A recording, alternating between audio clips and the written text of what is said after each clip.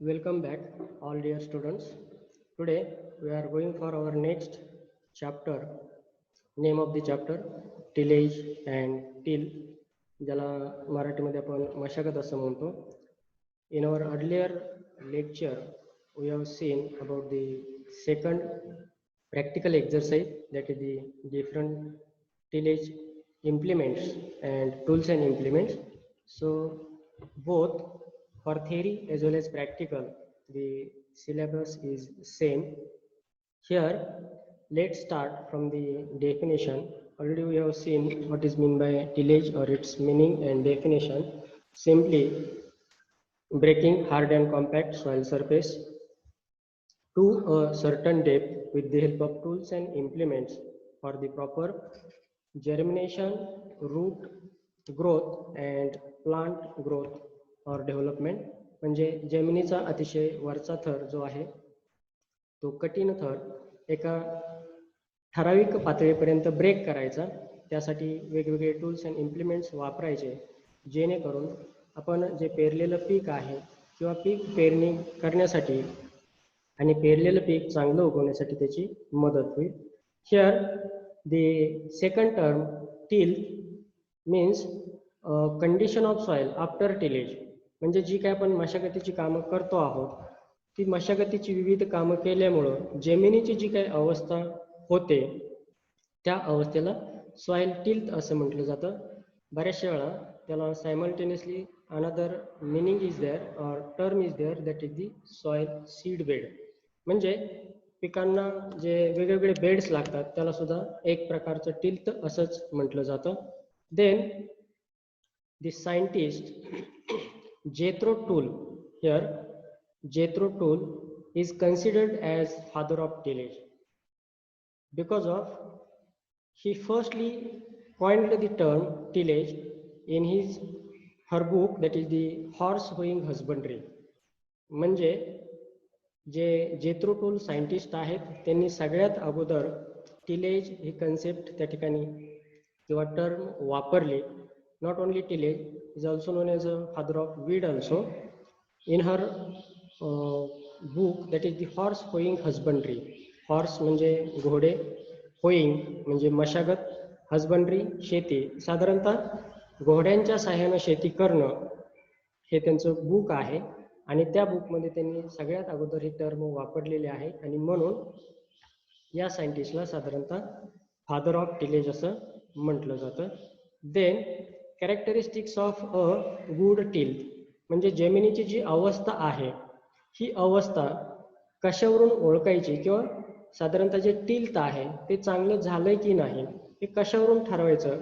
तर त्यासाठी पहिली जी टर्म आहे किंवा कन्सेप्ट आहे ती म्हणजे distribution of ॲग्रिगेट्स.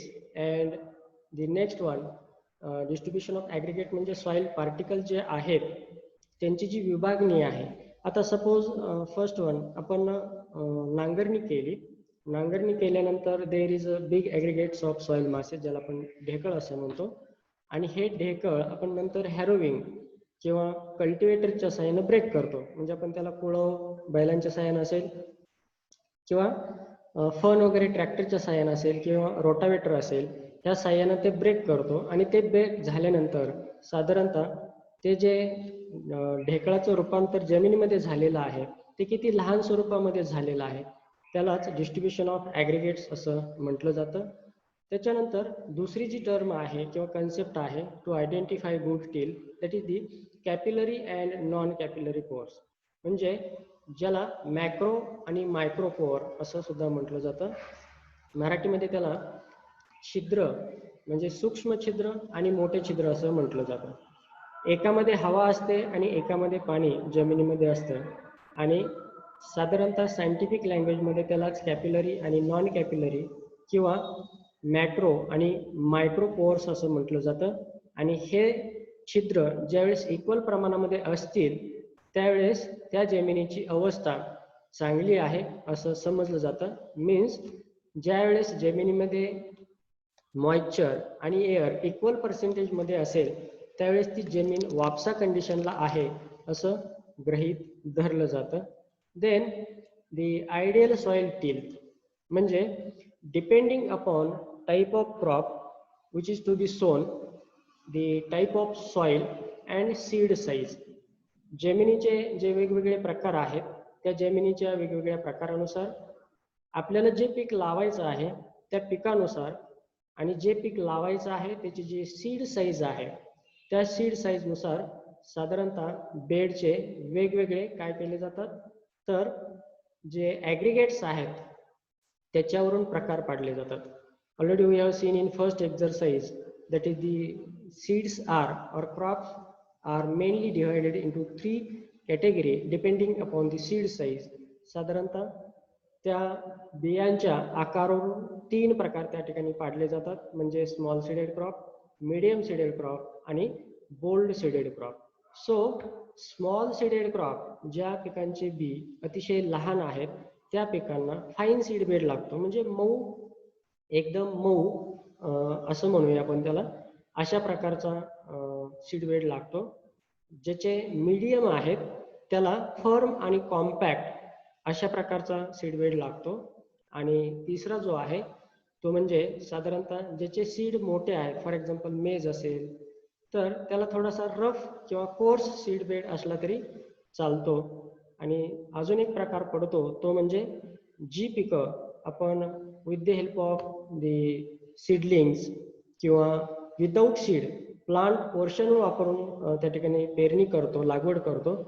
For example turmeric असेल, जिंजर असेल तर यांचे आपण रायझोम्स किंवा त्या ठिकाणी अजून गार्लिक वगैरे असेल, ओनियन असेल, पोटॅटो असेल यांचे ट्यूबर्स त्या ठिकाणी आपण वापरतो आणि त्याची लागवड करतो. अशा पिकांसाठी साधारणतः लूज आणि फर्म असा सीड बेड आवश्यक असतो. म्हणजे depending upon the type of soil, depending upon the crop to be sown and depending upon the seed size, different seed beds are there.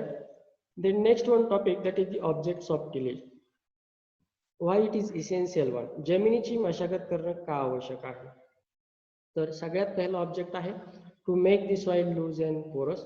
म्हणजे जमीन साधारणतः लूज केल्यामुळं त्याच्यामध्ये छिद्रता वाढते म्हणजे मॅक्रो आणि मायक्रोपोअरचं प्रमाण त्या ठिकाणी कमी जास्त होतं. दुसरी गोष्ट आहे it improve the physical, chemical and biological properties.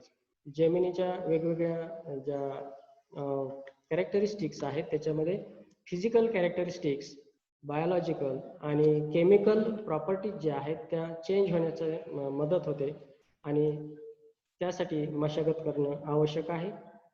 Ultimate aim is to the proper root growth and crop development is there. Then to aerate the soil. आता जमिनीचं एरिएशन वाढलं म्हणजे it ultimately helps to keep the proper temperature.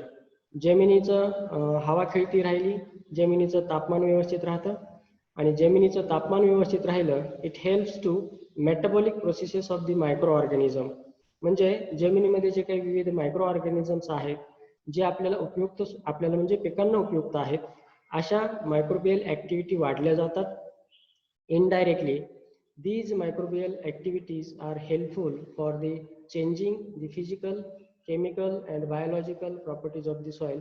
म्हणजे जे आपण खत वगैरे add केलेलं आहे किंवा जे पालापाचोळा जमिनीमध्ये पडलेला आहे त्याचं डिकम्पोजिशन करण्याचं हे काम बॅक्टेरिया करतात आणि प्रॉपर टेम्परेचर जर असेल तर रूट ग्रोथ होण्यासाठी सुद्धा मदत होते.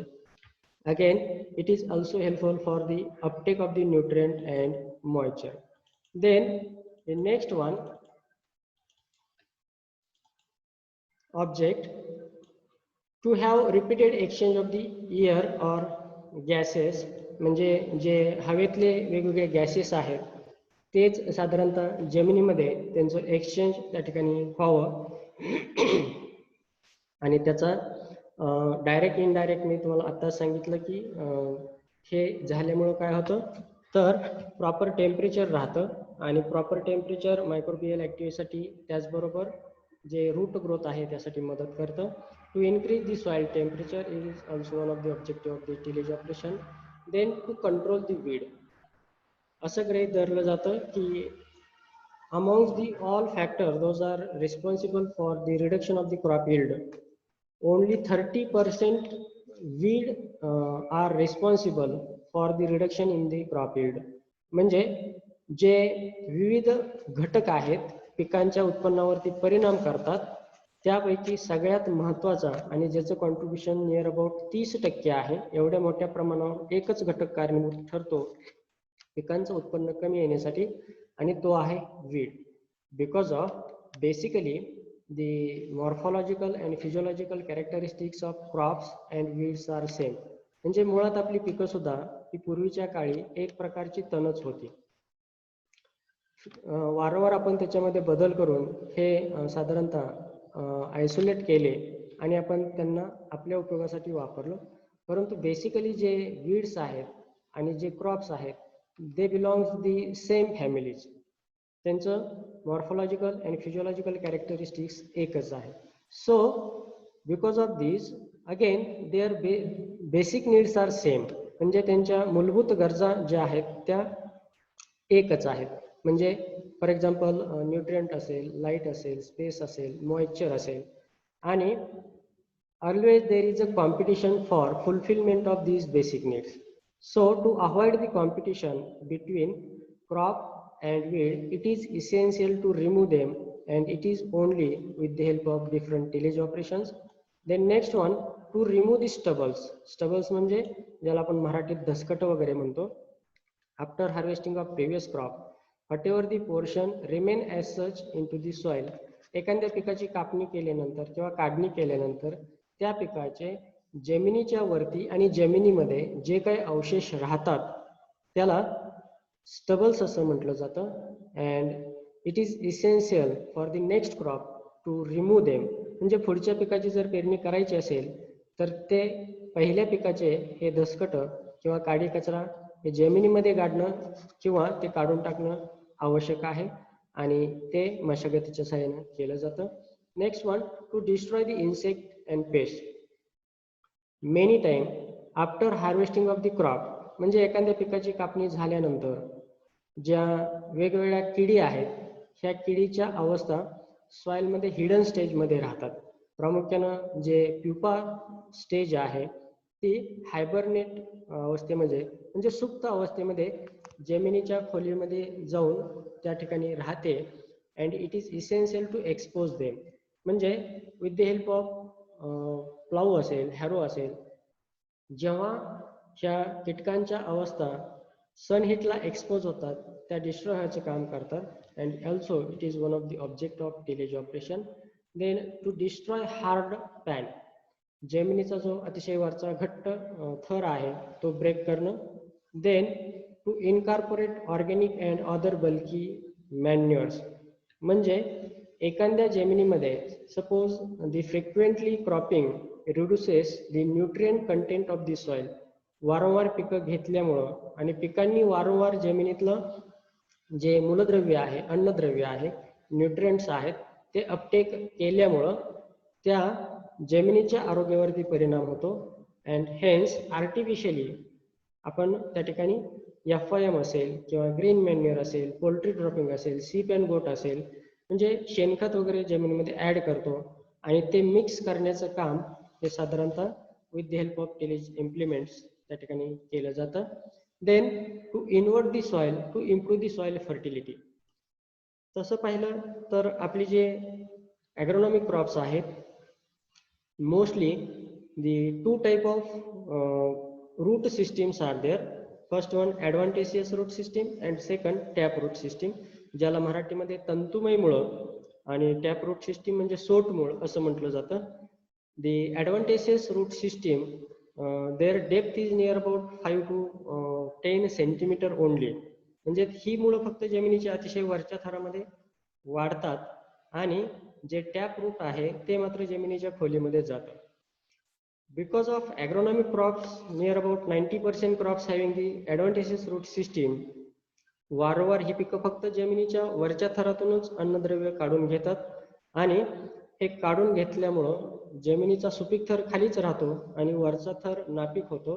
So to avoid all this it is essential to invert them. म्हणजे जमिनीचा वरचा थर खाली घालवायचा आणि खालचा थर वरती आणायचा. And these are possible only with the help of different tillage operation. So these are the different objects of tillage operation. Next one, factors the influence affecting tillage operation. म्हणजे कोणकोणते घटक ह्या टिलेज किंवा मशागतीच्या कामावरती परिणाम करतात. त्यातला पहिला आहे तो म्हणजे crop. The type of crop. See, some crops are seasonal one, depending upon their life cycle. Some crops are seasonal one, some are biseasonal one. म्हणजे काही पिकं एका सीझन मध्येच पेरले की कापणीला येतात. काही पिकं एका सीझन मध्ये पेरल्यानंतर दुसऱ्या सीझन मध्ये कापणीला येतात. Next one, some crops are annual one. म्हणजे फॉर एक्झाम्पल शुगर केन वार्षिक पीक आहे. So it is remain as such for a long period in to the soil. म्हणजे depending upon the type of crop it affect the tillage operation. म्हणजे एखादं small ड्युरेशनचं crop असेल, ते harvest केल्यानंतर जी विविध मशागतीची कामं लागतात त्याची फ्रिक्वेन्सी किंवा डेप्थ कमी जास्त असू शकेल. त्याचबरोबर depending upon these crops their required seed beds are also different. म्हणजे पीक प्रिव्हियस क्रॉप आणि क्रॉप टू बी सोन जे आपल्याला पेरायचं आहे आणि जे कापणी केलेलं आहे, या दोन्हीवरती त्या टिलेज ऑपरेशनचं साधारणतः किंवा त्यांचे टाईप ऑफ टिलेज, कोणती मशागत करायची आणि किती वेळा करायची हे अवलंबून असतं. दुसरं आहे soil type. Depending upon the soil aggregates किंवा soil particles, the soils are divided into 3 category. साधारणतः 3 कणांनी मिळून जमीन बनली आहे असं गृहीत धरलं जातं. त्यातला पहिला आहे तो म्हणजे clay, second loam and third one sand. Sand, silt आणि लोम किंवा क्ले हे जे आहेत ज्याला आपण मराठीमध्ये चिकण, पोयटा आणि वालुकामय कण असं म्हटलं जातं. चिकन कण, पोयटा कण आणि वालुकामय कण. So when the percent of clay is more than both two, म्हणजे क्लेचं जर पर्सेंटेज बाकीच्या 2 कणांपेक्षा जर जास्त असेल तर त्याला क्लेई सॉइल असं म्हटलं जातं. अगदी तसंच जर लोम किंवा सिल्ट याचं जर प्रमाण क्ले आणि सँडपेक्षा जास्त असेल तर त्याला लोमी सॉइल असं म्हटलं जातं. आणि अगदी तसंच when the sand particles are more than that of clay and loam or silt, it is known as a sandy soil. So depending upon these, the first one, the clay soils are very soft one, म्हणजे त्या अतिशय चिकट राहतात. आणि depending upon these type of soil there is the different tillage operations are there. So this one factor also responsible for the tillage operation. And last one, that is the next one, climate. So depending upon the climate also, generally whether it is a wet condition, whether it is a dry condition, or whether म्हणजे आपली जमीन वारंवार पिकाखाली आहे म्हणजे पाण्याच्या भागातली आहे का पावसाळी पिकामधले आहे, त्याच्यानुसार सुद्धा ह्या टिलेज ऑपरेशनचं प्रमाण आणि साधारणतः टाईप ऑफ टिलेज हे बदललं जातं. Next one and last one, that is the farming type. Intensive farming और ड्राय फार्मिंग. म्हणजे वारंवार पिकं घेणं आणि वर्षातून एकदाच पीक घेणं. इंटेन्सिव्ह फार्मिंग म्हणजे जिथं साधारणतः मोर दॅन 2 सायमल्टेनियसली एक असेल किंवा आंतरपीक असेल आणि तिन्ही सीझनमध्ये पिकं असतील अशी पिकं घेतली जातात. आणि ड्रायलँड फार्मिंग मध्ये साधारणतः पावसाच्या आधारे शेती केली जाते. वर्षातून फक्त 1 किंवा रब्बीचं एखादं 2 एवढीच पिकं त्या ठिकाणी घेतात. आणि त्याच्यानुसार सुद्धा हे टिलेज ऑपरेशन्स कमी किंवा जास्त त्या ठिकाणी असू शकतात किंवा त्यांची टाईप आणि फ्रिक्वेन्सी वेगवेगळी असू शकते. Then next one, effect of tillage on the crop growth. पिकांच्या वाढीवरती मशागतीचा काय परिणाम होतो. Tillage loosen the soil, thereby favour the germination and establishment of the seedling. म्हणजे जमिनीचा जो घट्ट सरफेस आहे तो ब्रेक झाल्यामुळं जर्मिनेशन इम्प्रूव्ह होतं आणि त्याचबरोबर जे सीडलिंग ज्याला आपण रोप म्हणतो ते लवकर एस्टॅब्लिश होतं. Tillage helps in maintaining the optimum plant stamp. म्हणजे per unit area may be 1 acre 1 hectare. एका ठराविक जागेमध्ये रोपांची संख्या किती आहे त्याला ऑप्टिमम प्लांट स्टँड असं म्हटलं जातं आणि ते मेंटेन ठेवण्यासाठी साधारणतः टिलेज हेल्प करतं. Then roots proliferation and next one म्हणजे मुळांची जी वाढ आहे प्रोफ्युजली म्हणजे जास्तीत जास्त टिलेज ऑपरेशनमुळे त्या ठिकाणी वाढण्यास मदत होते. Also their seminal and lateral roots म्हणजे जे आडवे आणि खोल जाण्याचं प्रमाण आहे ते सुद्धा टिलेज ऑपरेशनमुळे सोयीस्कर होतं. Then tillage operations reduces the competition within crop and weed for light, water, moisture and space, that is the nutrient and space. Thereby it helps for the better growth of the crop. Tillage reduces the pest attack. Again, tillage helps for the nutrient improvement in the proper amount for the different crop growth. Okay, these are the effect of tillage on the crop growth. Next one, types of tillage. Already we have seen there are 3 types, means pre-tillage, also known as a preparatory tillage. In Marathi it is known as a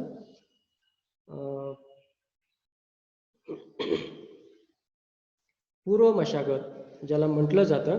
आणि पूर्व मशागत म्हणजे tillage operations those are carried out before crop sowing. पीक पेरणीच्या अगोदर मशागतीची जेवढी काही कामं केली जातात त्याला प्रिपरेटरी और प्री टिलेज असं म्हटलं जातं. Second, the seed bed preparation and third one that is the inter cultivation. Again, the preparatory tillage is again divided into 2 types. The first one primary tillage and second secondary tillage. Primary tillage means only plowing operation is there. नेहमी लक्षात ठेवा, many time it is important regarding the objective which is the primary tillage implement, means प्रथम मशागतीचं काम कोणतं आहे आणि प्रथम मशागतीसाठी लागणार अवजार कोणतं आहे अशा प्रकारचे क्वेश्चन्स त्या ठिकाणी विचारले जातात. So ploughing is a primary tillage operation and plough is a primary tillage implement. So in primary tillage only one operation is there, that is the ploughing. After ploughing and before crop sowing whatever the operations are there known as a secondary tillage. म्हणजे नांगरणी केल्यानंतर पीक पेरणी करेपर्यंत जेवढी मशागतीची कामं केली जातात त्याला सेकंडरी टिलेज असं म्हटलं जातं. फॉर एक्झाम्पल क्लॉड क्रशिंग असेल, देन हॅरोविंग असेल, then the mixing of manures and fertiliser असेल, लेवलिंग असेल, et cetera et cetera. Then seed bed, it is again depending upon the type of crop and the type of soil. The many crop required a seed bed after sowing of the crop. It is also useful for the irrigation layout. म्हणजे काही पिकं पेरल्यानंतर त्याचं bed सोडले जातात. For example after sowing of wheat, jowar, there is a preparation of the sara. पीक पेरल्यानंतर सारे सोडले जातात. while some crop required the seed bed before sowing. म्हणजे फॉर एक्झाम्पल आपल्याला ऊसाची लागवड करायची आहे, sugarcane planting is there. So ridges and furrows are prepared first and then there is a planting of the sugarcane. So depending upon the type of crop and type of soil there is a requirement of seed bed. These are the some tillage implements.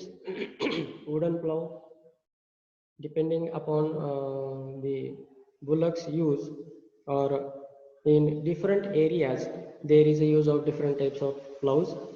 The first one is a wooden plow, second and third one is the iron plow with the help of bullocks. Then next, these are the MB plow with the help of tractor drawn. Likewise, next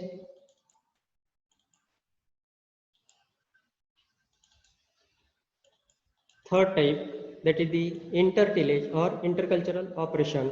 The definition: tillage operations those are carried out in standing crop. उभ्या पिकामध्ये जी मशागतीची कामं केली जातात, किंवा tillage operations those are carried out after crop sowing, किंवा पीक पेरलीनंतर मशागतीची जी कामं केली जातात त्याला आंतर मशागतीची कामं असं म्हटलं जातं किंवा आंतर मशागत असं म्हटलं जातं. The examples are thinning म्हणजे पिकांची विरळणी करणं असेल, gap filling, here there is a gaps किंवा ज्या ठिकाणी पीक पेरल्यानंतर उगवलेलं नाहीये, गॅप पडलेला आहे, तिथं पुन्हा पेरायचं.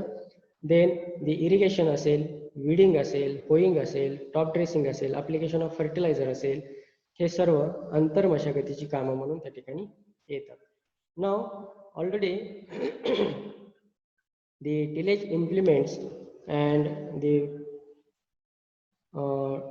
type of tillage and implement those are used already we have seen in practical exercise second. Same portion is there. Okay, just go for the next one.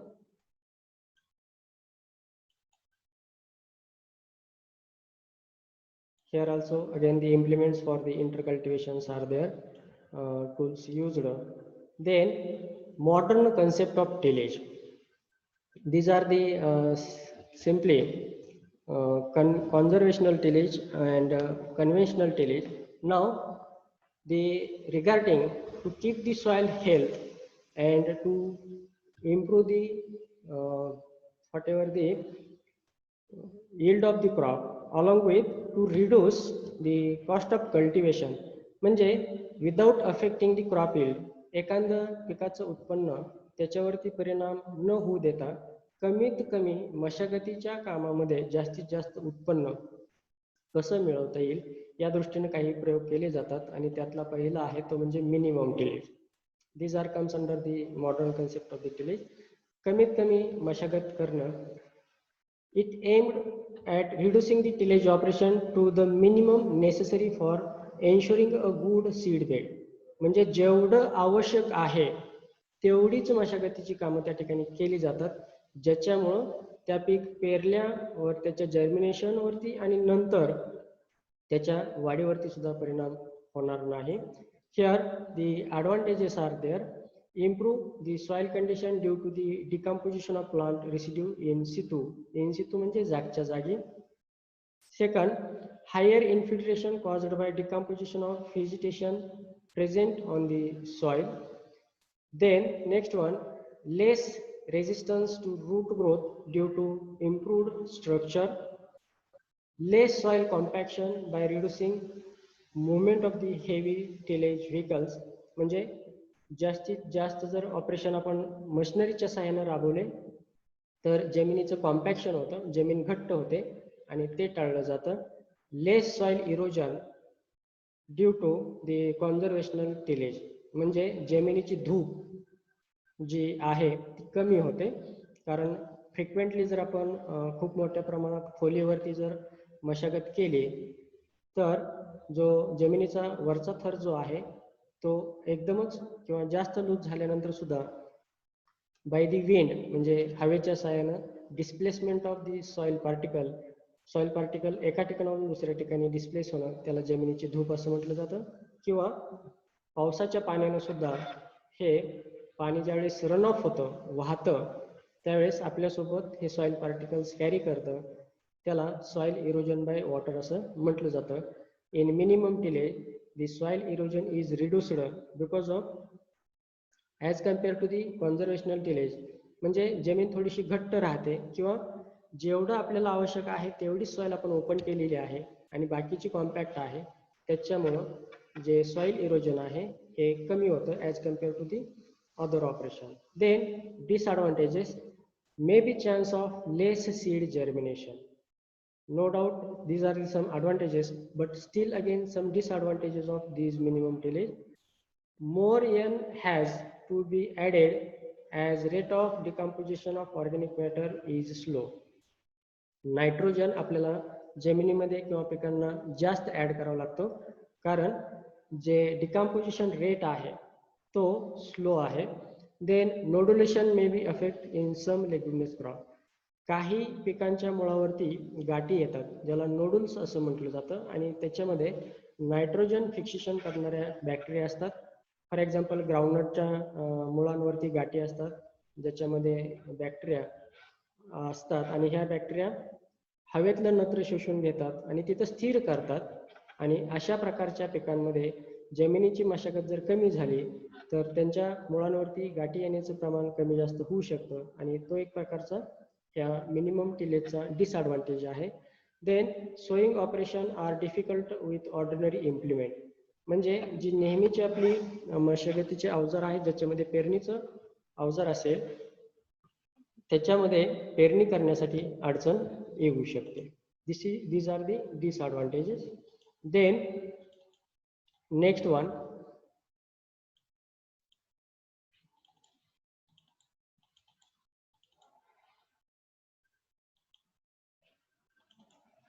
zero tillage. After the minimum tillage, zero tillage. It is an extreme form of minimum tillage. म्हणजे minimum tillage मध्ये आपण काय केलं, जेवढी आवश्यक होती तेवढीच त्या ठिकाणी मशागतीची कामं एखाद्या पिकासाठी करायची, असा तो कन्सेप्ट होता.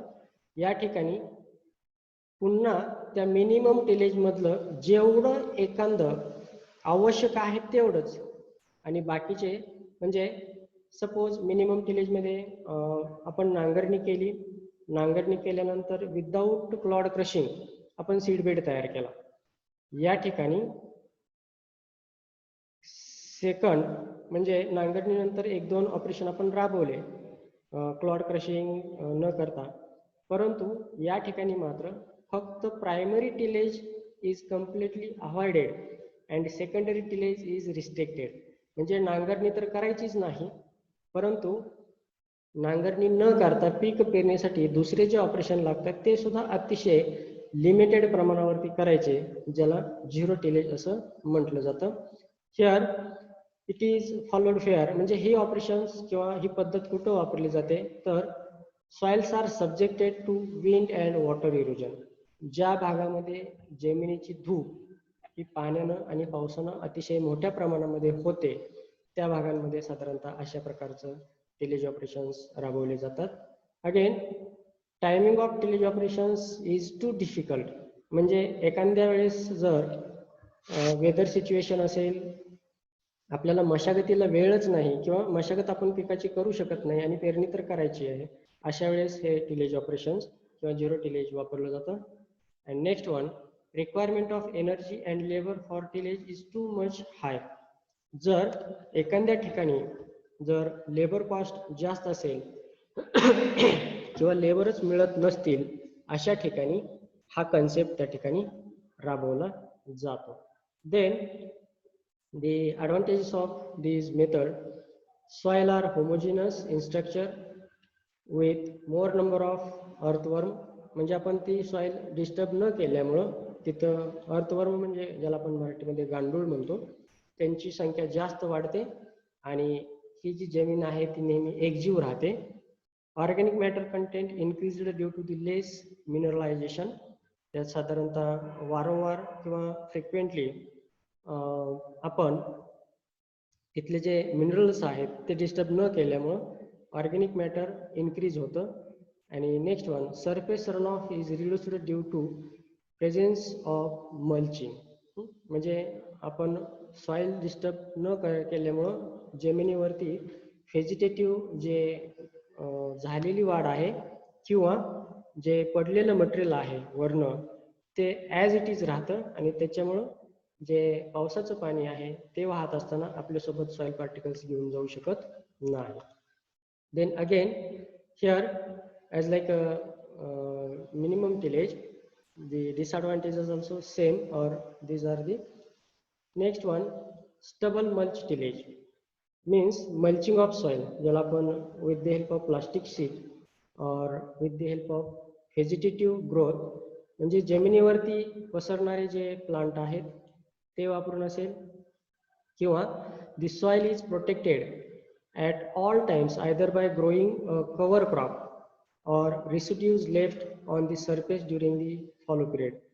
साधारणतः आर्टिफिशियल मल्च असेल किंवा जे काढलेलं तण असेल किंवा after harvest of the crop जे ड्राय फॉडर असेल, ॲज इट इज ते सॉइलवरती पसरून ठेवायचं, जेणेकरून साधारणतः जमिनीची धूप त्या ठिकाणी होणार नाही. Is a part of traditional tillage. And last one, the conservational tillage.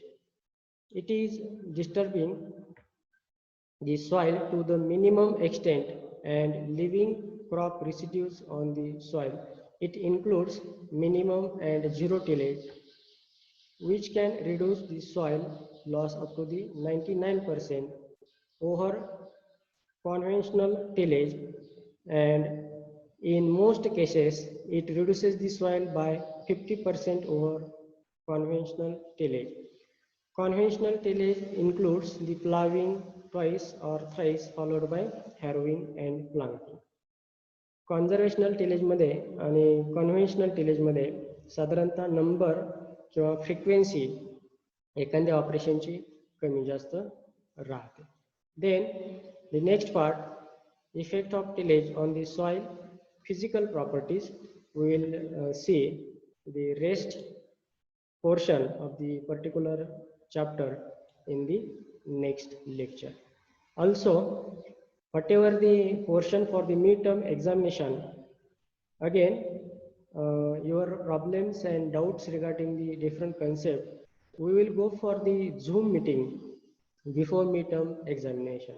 आपण झालेले प्रॅक्टिकल एक्झरसाइज आणि मिड पर्यंत जेवढा काही सिलेबस आपला टॉपिक होईल ते सर्वच्या सर्व मिड टर्म एक्झामिनेशनसाठी असेल, आणि तुमचे जे काही डाऊट्स असतील ते मिड टर्मच्या अगोदर साधारणतः झूम मीटिंग घेऊन त्या ठिकाणी क्लिअर केले जातील. थँक्यू.